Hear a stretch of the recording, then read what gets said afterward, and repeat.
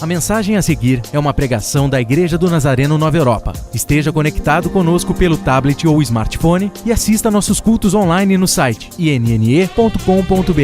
Ouça Nasa Rádio pelo site nasaradio.com.br e acompanhe nossas redes sociais facebook.com/INN Europa e twitter.com/INN Europa. Igreja do Nazareno Nova Europa, mudando a história de sua vida. No capítulo 4, a partir do verso 8,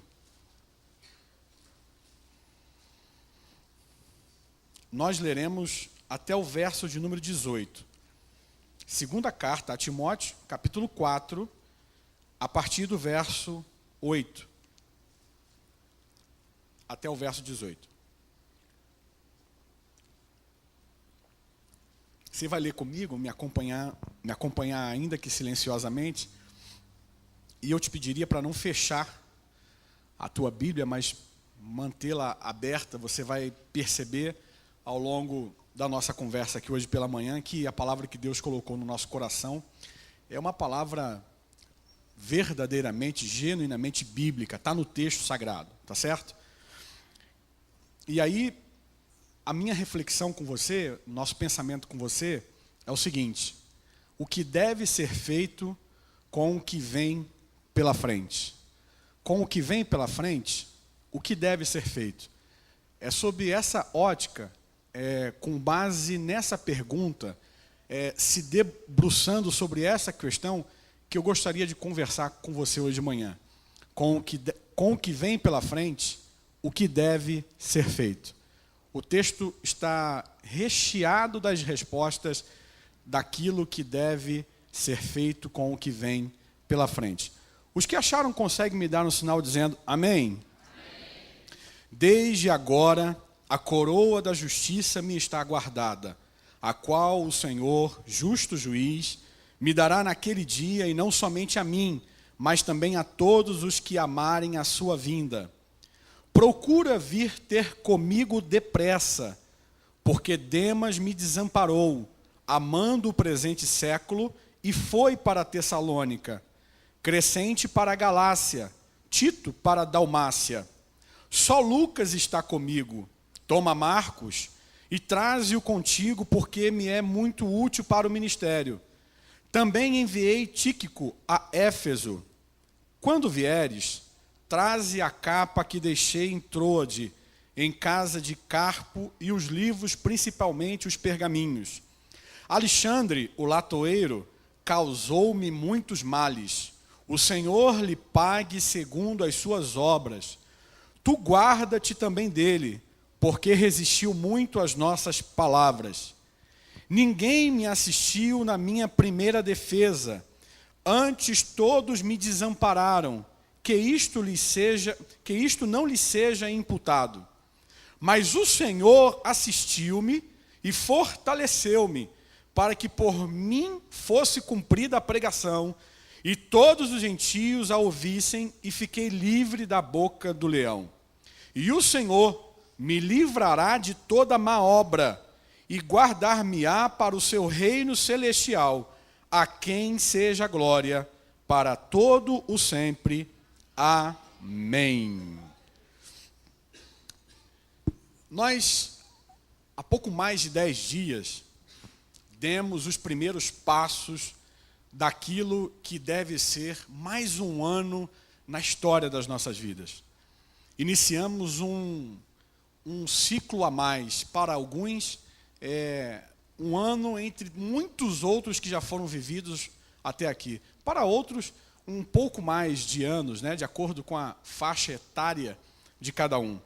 E esses dias eu recebi uma reflexão que, se não estiver nenhum engano, essa reflexão está atribuída a Carlos Drummond de Andrade, e na reflexão ele dizia que o contar dos dias a partir do calendário que nós conhecemos foi uma ideia genial e brilhante. Porque todas as vezes que nós encerramos um ano, nós, seres humanos, ficamos com a sensação de que deixamos uma série de coisas ruins para trás, ficamos com a sensação de que estamos encerrando um momento de coisas que já não queremos lembrar, e isso enche o nosso coração, e ele fala isso de uma forma a considerar todos os seres humanos, sejam eles cristãos ou não, e ele diz que isso enche o coração do ser humano de entusiasmo, de empolgação, porque, afinal de contas, o ser humano está tendo de novo a chance de recomeçar. E, de fato, quando você faz a reflexão desse texto, dessa reflexão de Drummond, você percebe de que é exatamente isso, né? Nós, quando nos aproximamos ali de dezembro, do final do ano, a gente começa a fazer um certo balanço do que foi vivido, daquilo que foi bom, daquilo que foi ruim, e a gente começa a olhar para frente com um certo ar de realização, com um quê de novas vivências, de novas experiências e de novas conquistas. Se, por um lado, tudo isto é verdade, eu preciso também ter que reconsiderar, ou considerar aqui para você, de que, por outro lado, o futuro, às vezes, ele se demonstra ser sombrio, às vezes ele é intimidador, às vezes ele tem um ar também de incerteza e insegurança.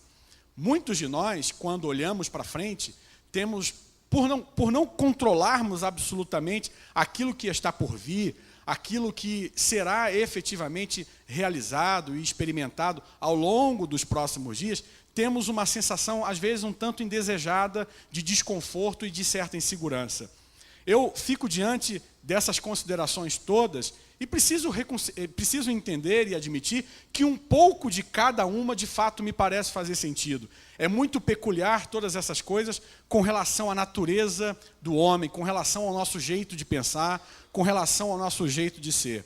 Mas, a despeito das formas que nós encaramos o tempo, a despeito das formas como nós administramos aquilo que vivemos, aquilo que estamos vivendo e aquilo que almejamos viver, né? A despeito das nossas aspirações para frente, eu quero hoje pela manhã ficar com as palavras do texto de Paulo para Timóteo. Essas palavras, elas nos últimos dias, elas encheram o meu coração de muita esperança, de muita alegria e, por que não dizer, de muita empolgação. Eu bem sei que nós estamos iniciando um ano que talvez ele seja muito diferente de tudo aquilo que especialmente nos últimos 6 anos nós vivemos. Porque quando você olha para os últimos 6 anos de país que nós tivemos, a perspectiva para o ano, ela vinha carregada de um otimismo muito maior do que esse que nesse exato momento nós estamos experimentando, estamos vivendo em 2015. Como o pastor Edmar me antecedeu e disse, os prognósticos, as estimativas, as falácias, as perspectivas, as visões, né? O entendimento dos especialistas acerca do que está por vir, especialmente na área econômica e social, elas não são em nada positivas. E se nós nos permitirmos ficar alimentando de tudo aquilo que se fala e de tudo aquilo que se observa a respeito dessa visão de país e dessa visão social para a realidade no Brasil, nós teremos uma tendência muito mais a estar preocupados, aflitos e até com um certo nível de estresse. Mas eu reafirmo, eu quero hoje pela manhã ficar com as palavras do texto de Paulo. Eu sei que eu tenho que viver uma série de coisas pela frente ao longo deste ano. Eu sei que há um ano recheado de grandes surpresas para a minha vida. Eu sei de tudo isso. Mas há algumas coisas que, a despeito de não poder controlar o futuro, eu posso fazer. Há algumas coisas que, a despeito de poder não influenciar tão totalmente aquilo que está por vir, por eu não ter essa capacidade, mas há algumas coisas que eu posso já decidir. Há algumas coisas que eu já devo considerar. Há algumas coisas que eu já posso tomar as iniciativas. Eu quero ficar com o texto de Paulo por uma opção de estar decidido a viver o melhor ano da história da minha vida. Eu quero ficar com o texto de Paulo por estar decidido que aconteça o que acontecer, eu quero ter Deus como a melhor companhia, como o melhor abrigo, como o melhor refrigério, como o maior e mais empolgante amigo para que eu possa contar. E eu espero que, a despeito de tudo que você ouviu ao longo desses dias, esta palavra ela ainda consiga acrescentar ao teu coração uma esperança tão grande que aconteça o que acontecer, você terá os melhores dias da tua vida. Quem é que consegue dizer glória a Deus por conta disso hoje?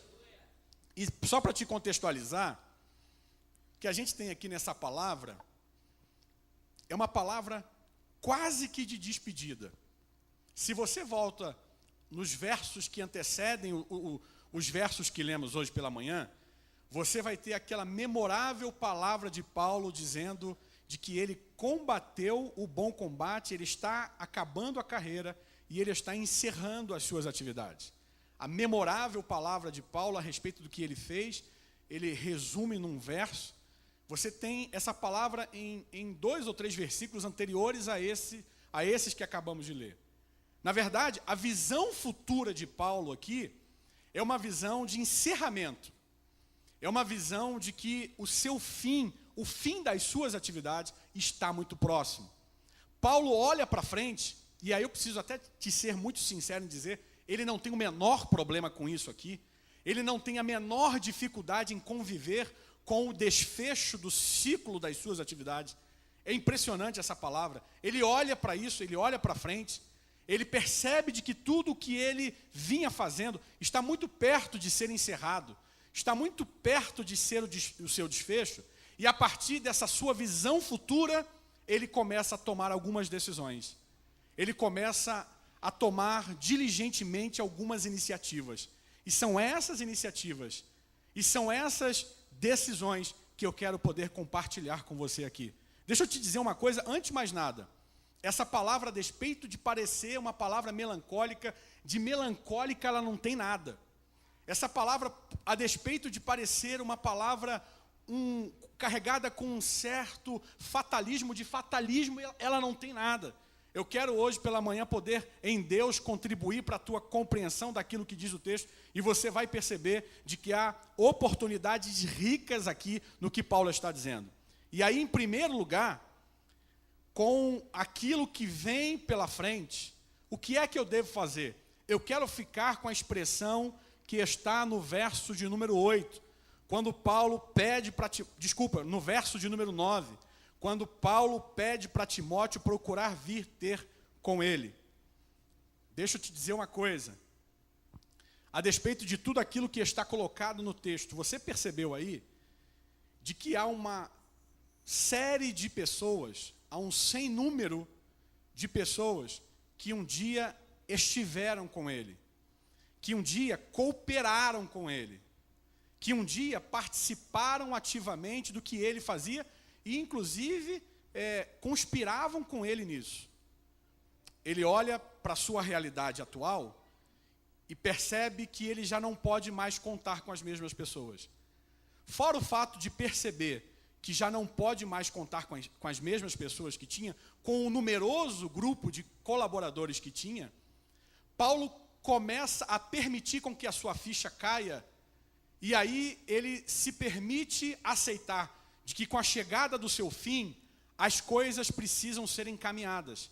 As igrejas levantadas, os trabalhos constituídos, as almas que foram ganhas, as ovelhas que foram arrebanhadas para o reino celestial, o rebanho do Senhor na terra não podia se restringir apenas à sua autoridade, não podia apenas se restringir ao seu trabalho, ao seu nome, ao seu jeito de liderar. Paulo olha para o seu fim e olha para essa realidade e há um quê de preocupação aqui, porque ele precisa começar a resolver essa questão. E a primeira coisa que ele faz, diante desse ciclo que parece ser um ciclo perigoso que ele está agora por viver, diante daquilo que o horizonte lhe apresenta, porque provavelmente alguém nesse papel, alguém aqui diante desta verdade, preferisse desistir, preferisse entregar os pontos e deixar o barco correr. Sabe o que o Paulo faz? Verso de número 9. Procura vir ter comigo. O que ele está fazendo é responder ativamente o que está por vir. O que Paulo faz diante da solicitação, diante da determinação que ele dá a Timóteo, é trazer uma resposta ativa diante do que está acontecendo e diante do que está por vir. Eu quero hoje provocar em você uma pergunta. Qual é o papel que em 2015 você quer exercer? o papel de vítima diante do que está por acontecer. Ah, mas eu sou um pobre coitado, mas ninguém consegue se lembrar de mim, mas ninguém consegue me dar oportunidade. Eu sou uma pessoa que eu vivo a vida tentando, eu sigo, mas ninguém consegue. Puxa vida, ó céus. Qual é o papel que você quer exercer? É esse papel? Ou é o papel de protagonista de quem pode e deve responder diante dos cenários que estão por vir?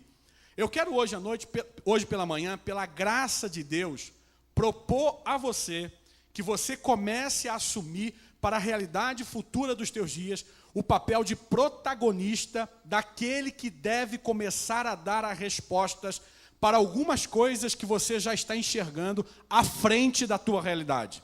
Eu não tenho dúvidas que Deus deu a você a capacidade de começar a entender algumas realidades à tua frente. Você está tocando o barco da tua vida e certamente, ao mínimo, a linha do horizonte você já está conseguindo ver. Melhor do que isso, ao tocar o barco da tua vida, você já consegue distinguir o tempo em que está, se é um tempo chuvoso, se é um tempo de uma enorme e considerável tempestade, ou se existe céu de brigadeiro, e se você pode navegar sobre o barco e o oceano da tua vida de forma mais tranquila. Com base nisso, eu quero propor hoje pela manhã que você seja protagonista da melhor viagem que você fez ao longo desses últimos anos, que você faça em 2015, a partir de uma resposta ativa, a partir de uma resposta poderosa, a partir de uma resposta eficaz, a partir de uma resposta grandiosa em Deus por aquilo que você está por viver. Se você recebe esta palavra, eu gostaria de ouvir o teu aleluia hoje pela manhã. Vítima ou protagonista? Diante do que acontece, dos amigos que abandonaram, e ele cita aqui uma série deles, ele dá nome ao abandono, ele dá nome aos que foram cuidar da vida, aos que preferiram uma outra opção diferentemente daquela que ele havia decidido viver. Ele olha para tudo isso, percebe de que sim, de fato, ele reconhece, sim, de fato, houve um esvaziamento. Ele olha para o fim do seu ministério, olha para o fim da sua labuta, do seu trabalho, ele reconhece a grandiosidade do que fez até ali, coisas grandes e firmes, mas preocupa-se porque me parece está faltando gente para seguir adiante. Gente que possa levar a coisa à frente, mesmo quando ele estiver ausente.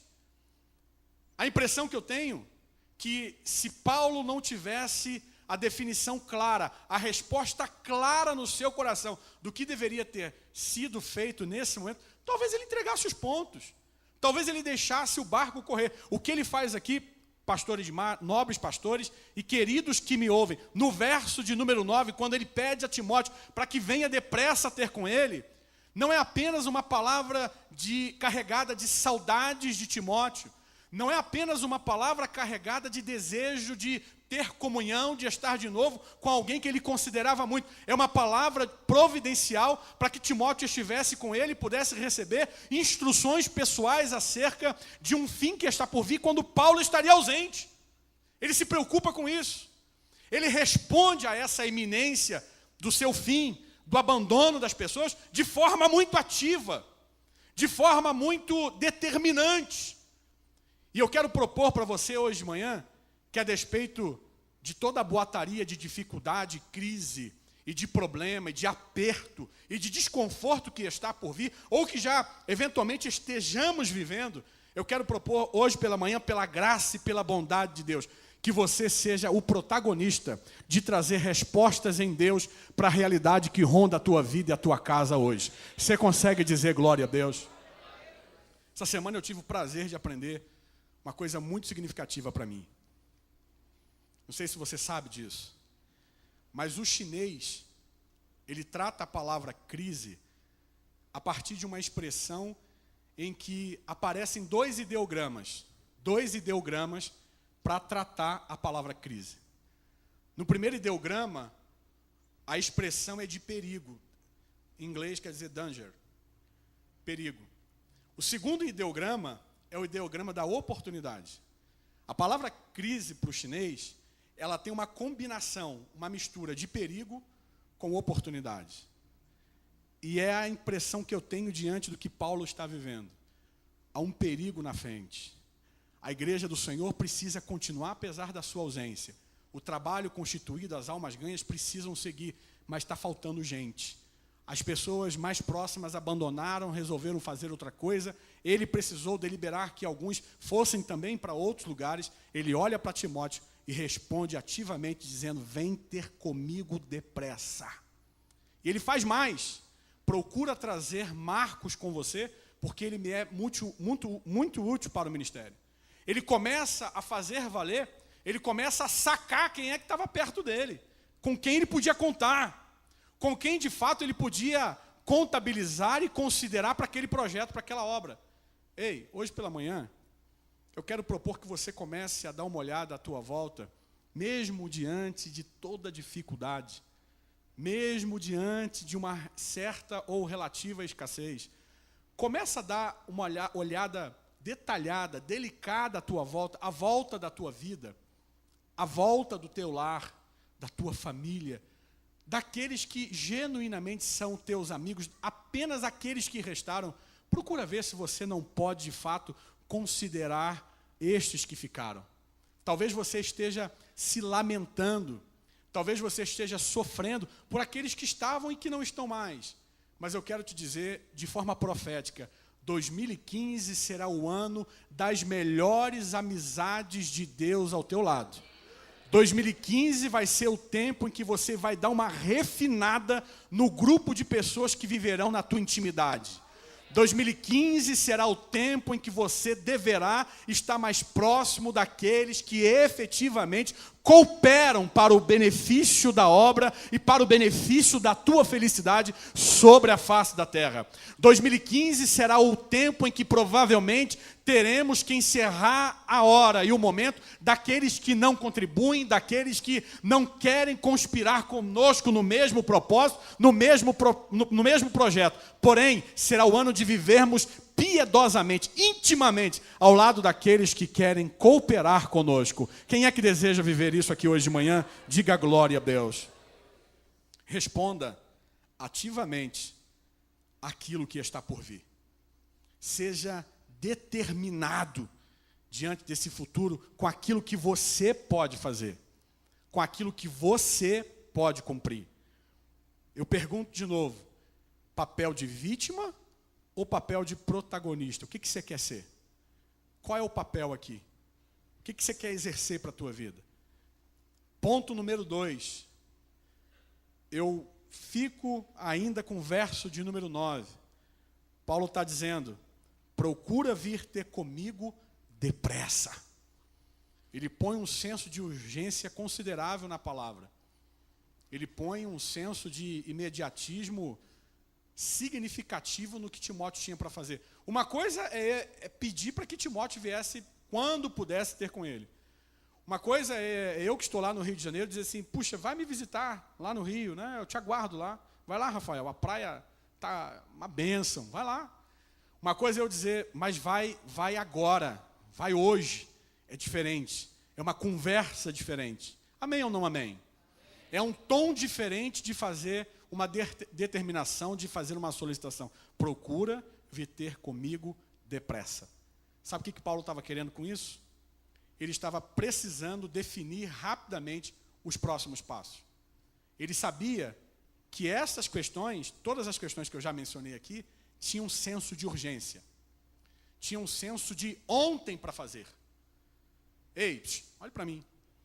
2015 é o ano em que você precisa ter cuidado em definir detalhadamente os próximos passos que você precisa tomar diante do que está acontecendo, diante do que está por vir. E deixa eu te dizer mais.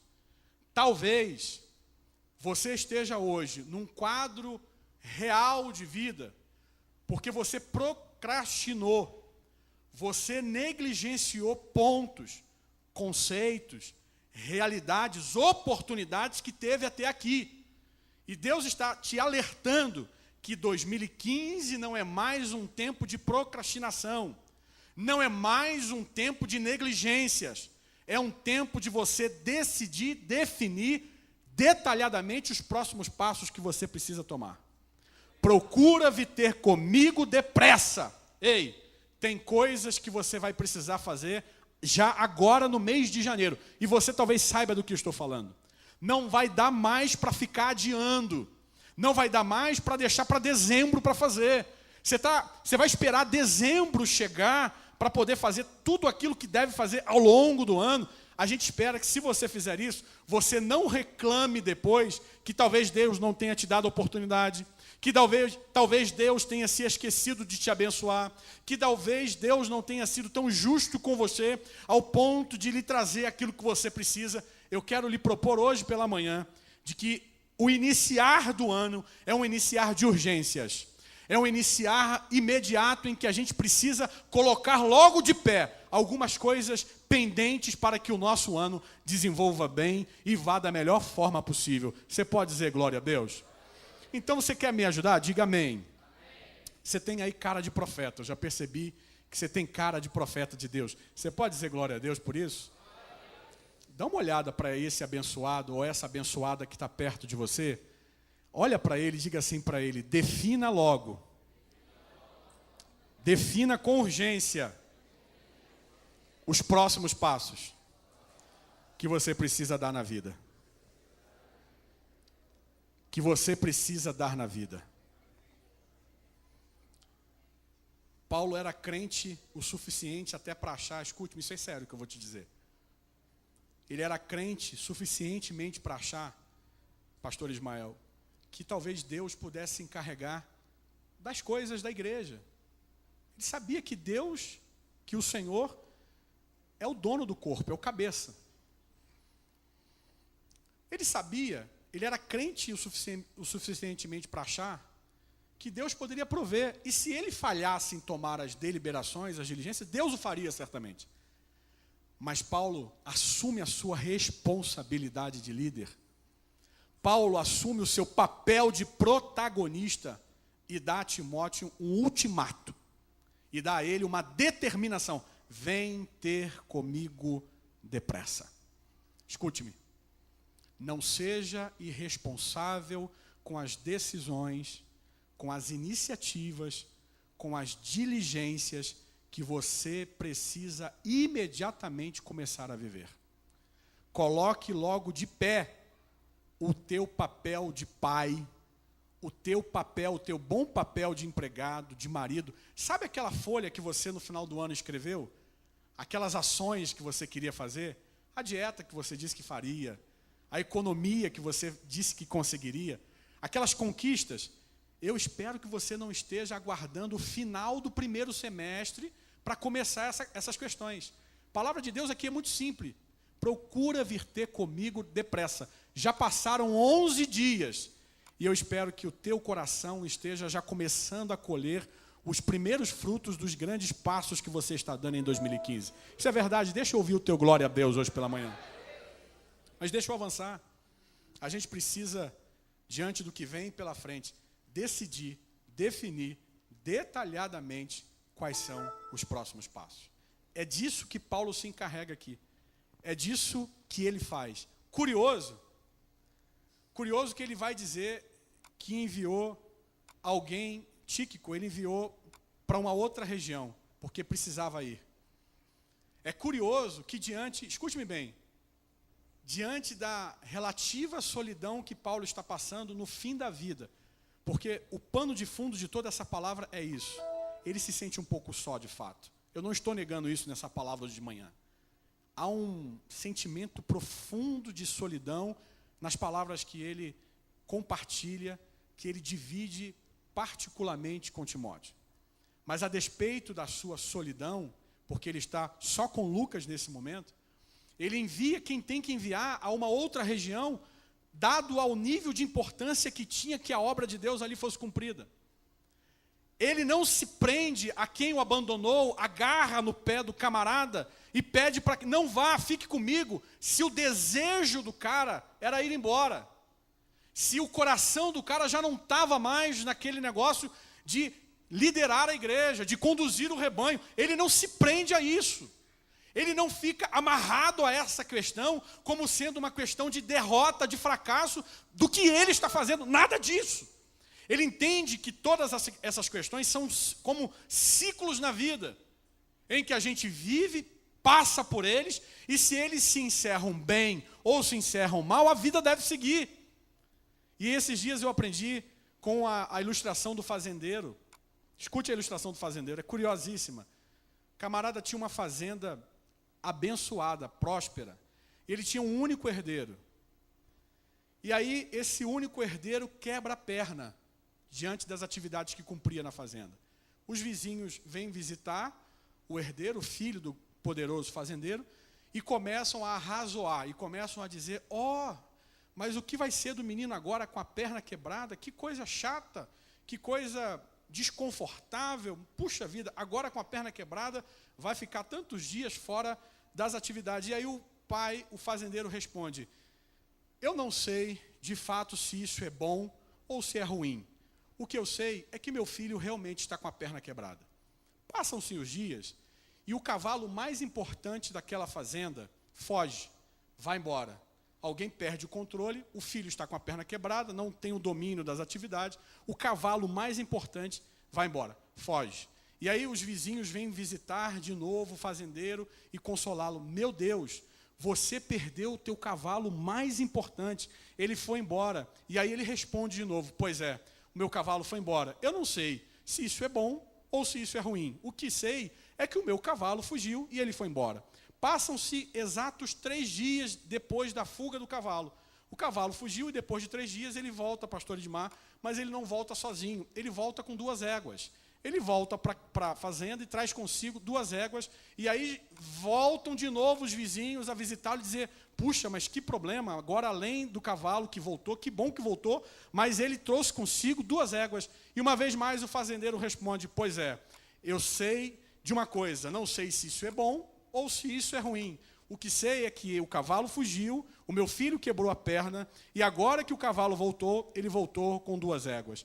Passam-se os tempos, passam-se as estações, e repentinamente aquela fazenda passa por enormes dificuldades, o filho resolve ir embora, as coisas resolvem tomar um novo rumo, e quando o dono da fazenda também está se despedindo dela e resolvendo tocar a vida em outro lugar, voltam os vizinhos com aquele ar de lamento e começam a fazer a retrospectiva de tudo que aconteceram. Puxa vida, o teu filho quebrou a perna, ele diminuiu as atividades, o cavalo fugiu, ficou um tempo fora, voltou com 2 éguas, as coisas deram erradas, mas que dificuldade, hein? E aí ele responde de novo, pois é verdade. O meu filho quebrou a perna, o cavalo fugiu, quando voltou com 2 éguas, as coisas deram erradas, a fazenda precisa ser fechada, eu não sei se isso é bom ou se é ruim. O que sei é tudo o que aconteceu. Sabe, o modo como a gente encara as coisas, a forma como a gente olha diante para aquilo que está acontecendo, pode determinar o tamanho da nossa conquista, pode determinar o tamanho da nossa felicidade. Talvez existam pessoas perto da gente que estejam olhando para todo o lado sombrio que esse ano parece estar desenhado. Pessoas que talvez estejam perto da gente e que estejam intimidadas com toda a realidade preocupante desta situação nova que estamos enfrentando. Uma coisa eu sei, eu não sei se isso é bom ou se é ruim. Eu só sei de uma coisa, eu optei por consagrar a minha vida, o meu futuro, os meus negócios, a minha casa e a minha família ao Senhor, para que Ele proceda segundo o que lhe apraz. Eu espero que você hoje de manhã tenha optado pela mesma coisa, para que a bondade de Deus alcance a tua vida e o teu coração. Você consegue dizer glória a Deus? Paulo, então, está olhando para frente e tomando algumas deliberações com o que está por vir. Com o que está por vir, o que é que deve ser feito? Eu quero ficar com o verso de número 11 agora, e dizer que a gente precisa valorizar aquilo que é realmente útil. Verso de número 11. A despeito de uma série de reconhecimentos e de considerações que Paulo faz para Timóteo, talvez aqui está no verso de número 11 seja a mais importante. Ele diz assim para Timóteo: vem ter comigo depressa, verso de número 9. Aí ele traz para Timóteo a contextualização de tudo que está acontecendo. Quem estava com ele e não está mais, quem participou com ele e não participa mais, a forma mais solitária que ele está convivendo nos últimos dias. E aí no verso de número 11, antes de ele encerrar a determinação, ele diz assim para Timóteo: vem ter comigo, mas traz com você Marcos, porque ele me é muito útil para o ministério. É especialmente importante essa palavra aqui. Paulo está pedindo para Timóteo trazer uma pessoa que lá atrás ele preferiu abandonar. Paulo está pedindo para Timóteo trazer de volta uma pessoa que ele, em dado momento, preferiu não entender. Atos dos Apóstolos, capítulo 15. Paulo e Barnabé têm uma enorme e considerável divergência a ponto de se separarem. O primeiro companheiro de Paulo havia sido Barnabé. E no capítulo 15 de Atos dos Apóstolos, cada um segue o seu rumo ministerial, cada um segue a sua vida por causa de João Marcos. O mesmo Marcos que aparece aí no pedido de Paulo para que fosse trazido com Timóteo, porque ele é muito útil. A gente não sabe ao certo o que foi que aconteceu. A gente não tem a clareza dos fatos que levaram a essa admissibilidade de Paulo aqui. Uma coisa é, Paulo reconhece de que ele precisa rever as coisas, e me parece que ele resolve colocar de lado algumas diferenças.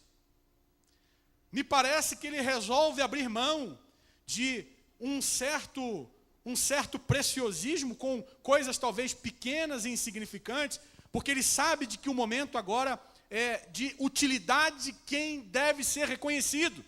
E ele diz isso para Timóteo: traz Marcos, porque certamente, apesar de todos os pesares, Marcos tenha sido um grande líder.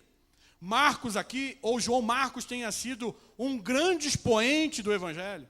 Ele reconhece tudo isso, apesar de tudo que acontece em Atos capítulo 15, o que também não é muito claro. O que a gente sabe é que ele teve uma divergência com Barnabé. Ele abre mão disso, ele abre mão da diferença, da divergência, e pede para que Marcos seja trazido. Queridos, diante do que está por vir, eu quero propor que você comece a enxergar a utilidade daquilo que realmente deve ser considerado por você. Você talvez não esteja entrando num ciclo de abrir muitas frentes, de abrir muitas atividades, de abrir espaço para muitas pessoas, de permitir com que muitas coisas ao mesmo tempo sejam realizadas. Talvez você não tenha tempo para isso tudo. A proposta de Deus aqui para você é para pôr utilidade, é para pôr importância naquilo que efetivamente pode contribuir para o teu sucesso e para a tua vitória. O que eu quero propor aqui nesta palavra para você hoje de manhã é de que talvez você inclusive precise rever algumas coisas significativas, algumas coisas importantes que você fazia, que davam resultado, que traziam algum tipo de benefício, alguma alegria, alguma felicidade para você, para a tua casa, e que ao longo do tempo, por você ter se permitido fazer outras coisas, você deixou de fazer. Faça uma reflexão profunda, e se talvez tiver dificuldade, chame a tua esposa, convide o teu marido, comece a pensar, principalmente com relação a assuntos de ordem espiritual, coisas que tinham profunda relevância para você, alto impacto naquilo que você realizava, que ao longo do tempo você deixou de fazer, que ao longo da vida, por conta da agenda apertada, e que por conta disso você teve algum tipo de perda. Eu quero propor hoje de manhã que você faça uma reflexão acerca disso. E eu quero dizer ainda mais, 2015 será o ano de você revisitar estas questões, de você revisitar esses pontos. Será que você não tinha uma frequência de uma frente de oração com Deus, de pelo menos 15, 20, meia hora por dia? Será que isso tudo não contribuiu para que você fosse um crente melhor? Mas aí veio a faculdade, vieram as horas extras no trabalho, veio a necessidade de arrumar o casamento, de ter os filhos, e isso foi deixado de lado. Será que você não abandonou um pouquinho as questões que realmente traziam um impacto positivo na tua vida espiritual, e isso contribuiu para que a tua fé se esvaziasse de alguma forma? eu quero propor para você que diante do que vem pela frente, você precisa dar importância àquilo que tem utilidade prática, àquilo que tem benefício espiritual para a tua vida e para a vida da tua família. E com base nisso eu quero dizer que o melhor lugar para se estar em 2015, sem sombra de dúvida alguma, é na casa de Deus. É na presença do Senhor. Ei, deixa eu te dizer, pastor Edmar me antecedendo falava aqui sobre isso. Depois você quer reclamar, você não trouxe os filhos para a igreja. Você procurou não criá-los aqui, você permitiu com que eles fossem realizar outras atividades, e o tempo passa e aí você se põe a reclamar e a se chatear com isso, porque deu errado alguma coisa. Eu quero propor de novo, comece a colocar importância naquilo que terá utilidade na tua vida, mesmo que a médio e longo prazo. Existem coisas que a gente faz agora, existem iniciativas que nós tomamos agora para colher os frutos mais na frente, você já sabe disso, de cor e salteado. Eu quero propor que em 2015 você não abra mão de nenhum tipo de atividade que deve ser vivida, que deve ser experimentada, para que daqui a 2, 3, 4, 5 anos você colha frutos fantásticos, admiráveis, e que faça você ser uma pessoa, uma mulher, um homem mais abençoado. Quantos estão dispostos a isso hoje pela manhã e podem dizer glória a Deus? Colocar importância, atribuir utilidade àquilo que realmente está por vir. Eu preciso, aqui vale dizer, da importância e do significado que talvez tenha para a gente a lei do foco. A gente sabe que tudo que a gente dá foco, cresce. Essa lei é infalível. E eu vou repetir uma coisa que acabei de dizer. Talvez este ano não seja um ano de muitas frentes.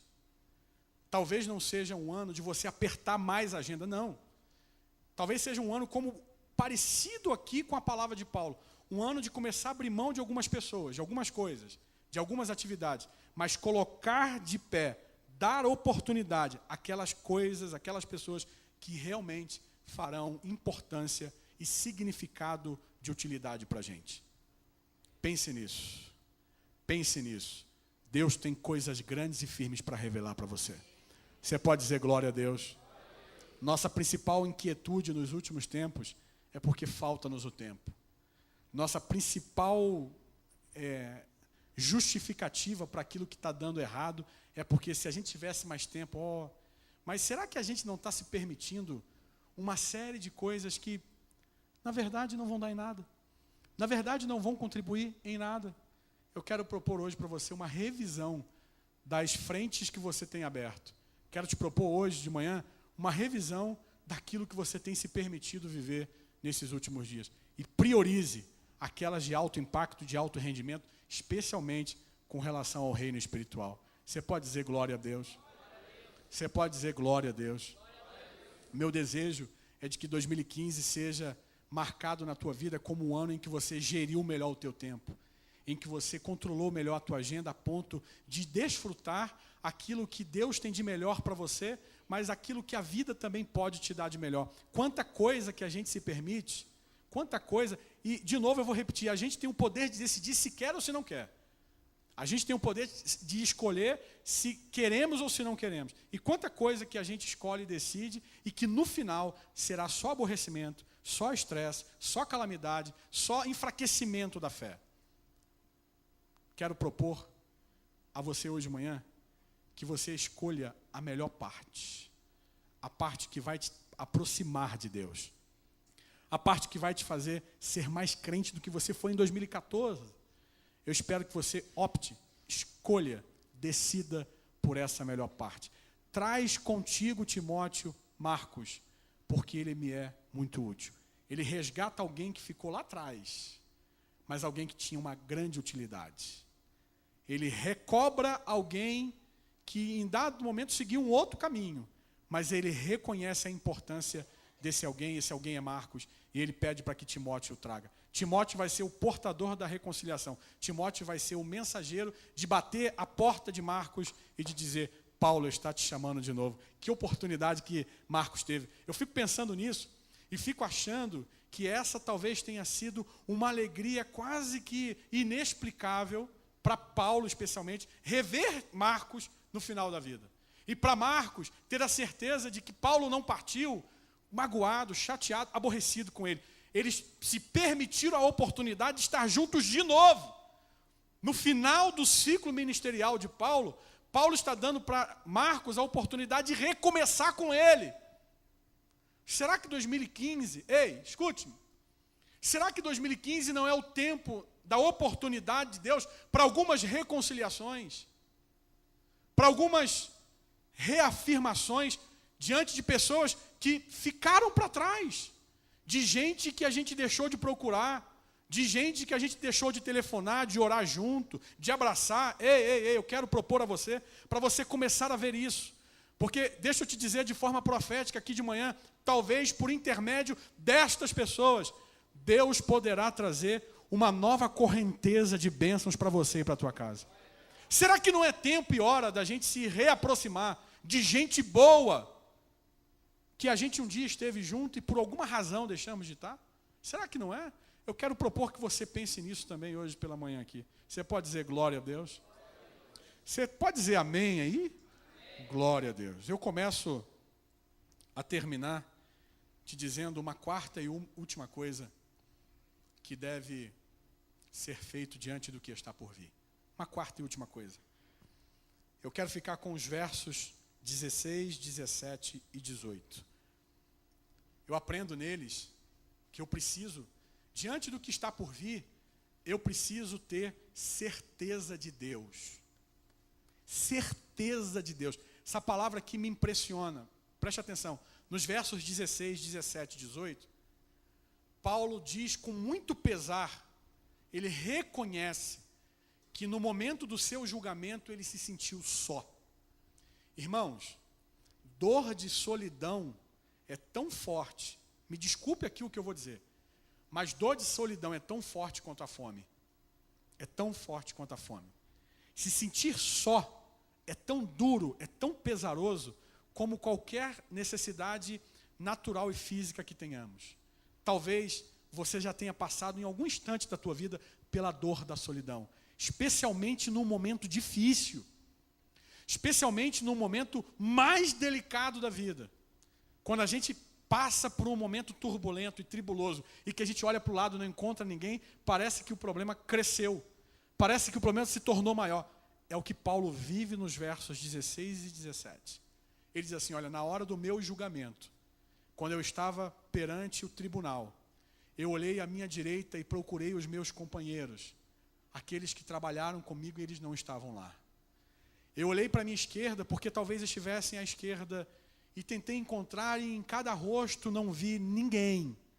Olhei para trás, porque talvez estivessem escondidos, não quisessem ser notados, mas lá também eles não estavam. Eu fiquei só.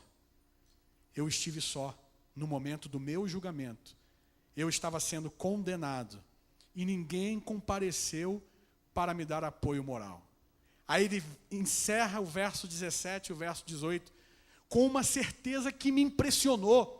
Eu li várias vezes esse texto e eu fiquei impressionado com essa palavra. Paulo diz que Deus estava presente no momento do seu julgamento, como que se Deus fosse uma pessoa em sentido físico. Ele traz uma certeza da presença de Deus no momento do seu julgamento, como que se Deus estivesse ali de forma física.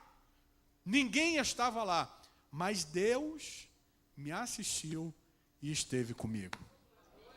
Sabe do que você precisa para enfrentar o que está por vir? Você precisa ter uma convicção irretocável, inegável, indiscutível, irrefutável, de que Deus está com você. Eu vou repetir. O que você precisa para viver o que você tem por viver para os próximos dias é uma certeza de que Deus está contigo, apesar de qualquer coisa que você venha passar.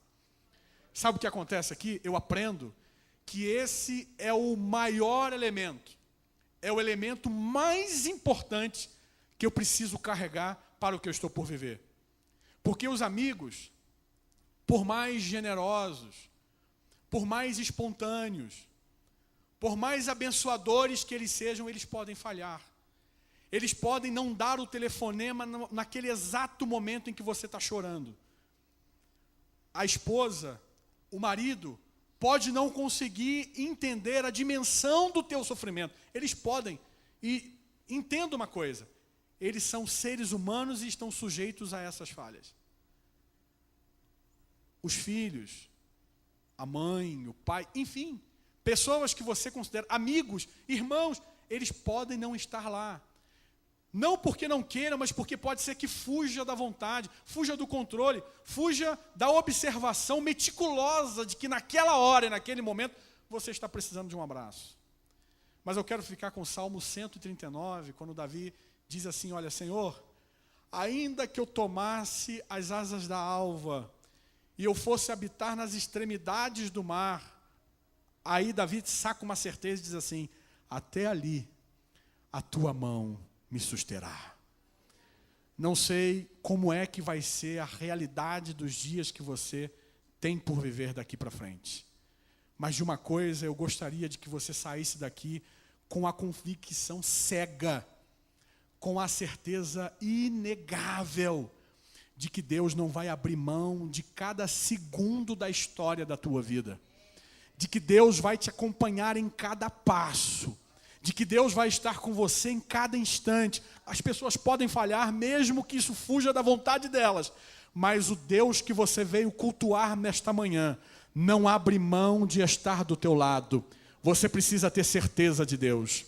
Se você tiver certeza da presença dEle, você vai passar incólume por aquilo que tem que passar. Porque certamente Deus te dará confiança. Quantos desejam isso aqui hoje? Digam glória a Deus.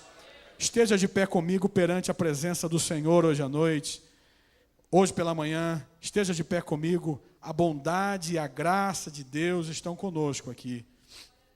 Glória a Deus. Certeza de Deus. Certeza de Deus.